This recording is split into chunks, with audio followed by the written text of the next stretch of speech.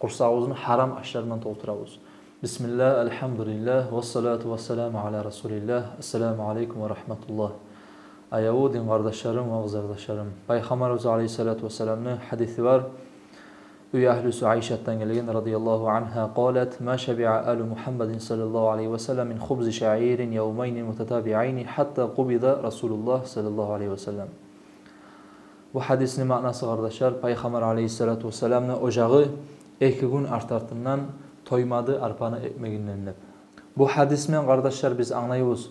Peygamber sallallahu aleyhi ve sellem niçağı sıylı kul olsa da, Allah laf süygen kul olsa da kardeşlerim, Peygamber sallallahu aleyhi ve sellem kıyıl arda görgen, aç zamanlarda gelgen, tek bizim zamanla elhamdülillah Allah-u Teala bizge açlarda vergen, yaşamağa yerlerde vergen kardeşlerim. Bunu men de aytağanım, bizim zamanla birevge aytsak, ya şu etni aşamağa yaramay, ya da şu kalbasanı aşama yaramay deb aytsak, o adamlar biraz kaynaşıp ayta, ya nezat aşayık deb ayta. Kardeşler şu sözlerden biz uyalmağa tarafız.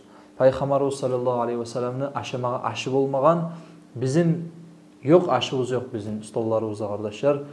Şu kalbasanı aşamay koysak biz yaramaygan bizge aç kalmayacağız. Dağı da bir azmaz akça koysak, şu kalbasanı halal tayfasına gelir. Şu akçanı kızganıp kardeşler kursağımızın haram aşlarından doldurabız.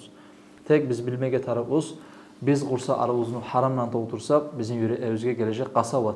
Kasavat deyin zat kardeşler yüreğimizini nasıl egen zat ibadatını bizge etmege kıyım olacak. Namazlarımızda ve her türlü ibadatını da etmege kıyım olacak.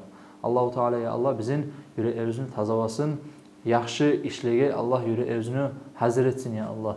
Ve kursa arabızga halal aş giregelerden etsin ya Allah. Elhamdülillahi Rabbil alemin.